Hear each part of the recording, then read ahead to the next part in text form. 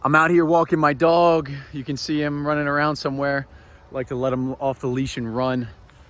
You know, I'm on these softball fields. There's a track down there, a football field, walking up to these soccer fields. But mental toughness is a highly discussed topic for athletes, for coaches. You know, a lot of players claim to have it.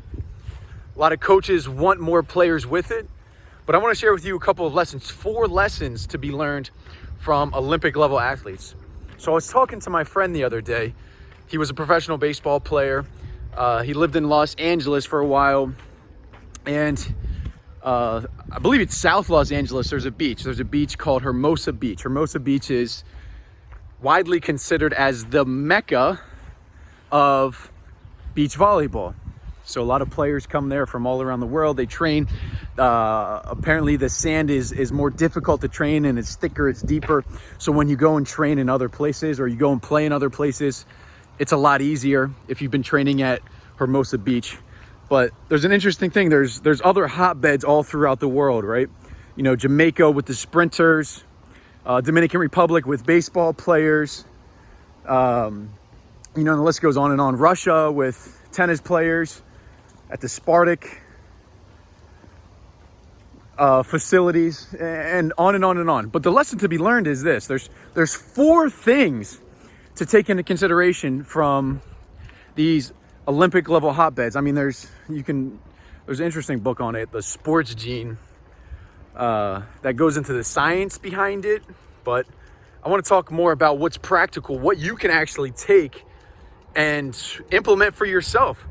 So the first thing to learn from these Olympians, from these high-level athletes, is the people that they surround themselves with. So you go to all of these hotbeds, you go to all of these areas with all of these elite level athletes. It's about surrounding yourself with other people, surrounding yourself with other competition, surrounding yourself with people in your sport specifically that are competing specifically for the same things that you're competing for.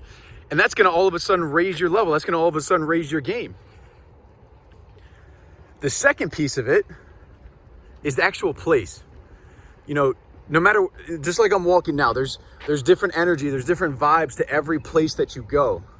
There's different energy to training at home at a gym by yourself, as opposed to going and training with the best athletes around. There's different energy. There's different vibrations. If I can get my camera here. So putting yourself in just the right place to train. You know, go to a gym with a bunch of little kids running around screaming, getting in your way. You think that's going to be the best place to train? No, definitely not. But putting yourself in an environment where you've got other Olympic level athletes, other professional athletes around, you think that's going to raise your game? Absolutely.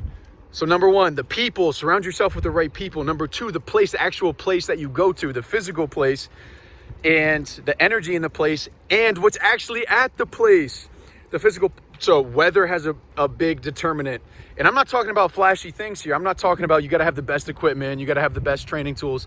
I'm talking about the actual location, the energy in the location, because of the people that are there. So the people, the location, the place, the information. Number 3 is the information. I can go, you know, to any one of these fields. I'm at these high school fields.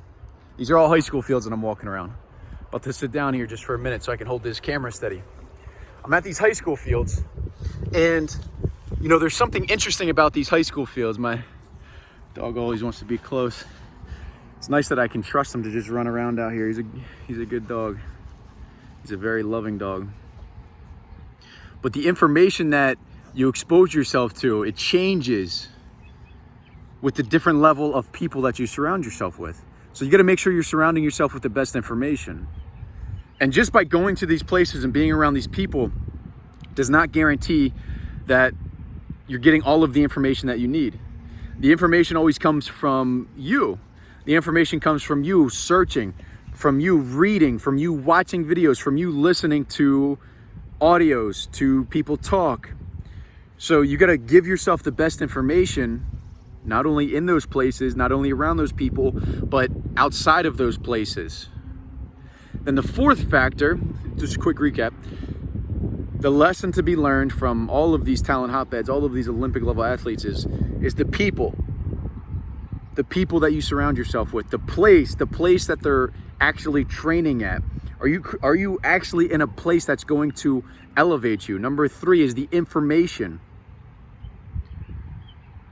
Are you giving yourself? Are you surrounding yourself? Are you exposing yourself to the best information, to the right information? There's a lot of misinformation out there on any topic. And then the final thing, the 4th piece of it, is what activity are you willing to put into it? And I hesitate in saying this because everyone's going to say, oh, I grind, I work hard, I work my ass off, I grind. Everyone fucking grinds, man. It's almost sickening how many people say they grind. They put activity in, but they're actually not doing shit. That's why I hesitate to say the activity, because everyone grinds. Yeah, everyone fucking grinds with the thumb up their ass. But seriously, there's so many people out there that grind, that work so hard, that claim to work so hard. Then 3 months later, you say, hey, man, what's going on? How are things going? And they fell off just a little bit, or they got a little lazy, or they got a little, upset, or they got a little anxious about something. And I don't mean to demean or disrespect anyone or put anyone down, because I'm truly trying to help people, and I truly think that those people need help. I just think that one of the worst things at all is lying about it. If you can admit, okay, man, I haven't been putting in the activity, that's a complete different animal than saying, oh yeah, I fucking grind. And then I check your schedule for the last week and you haven't done shit. That's a different animal. But I digress. My boy wants me to come play with him. Here he comes trotting up here. Man, dogs are man's best friend. Anyways, quick recap, 4 things. People that you surround yourself with. The places. You don't have to go to a hotbed necessarily like these Olympians, but make sure you're at the right place, surrounding yourself with the right people. The activity that you're putting in, and the information that you're getting. Not only the information from the people that you're surrounding yourself with, but the information that you're exposing yourself to on your own. So appreciate you guys. My dog appreciates you. Kobe. This is Kobe. If you haven't met Kobe yet, he's 100% love, 0% hate. Appreciate you guys. If you like this video, give it a thumbs up, subscribe to the channel, all that good stuff. Let me know down in the comments what you want to see next, and I'll see you guys on the next video.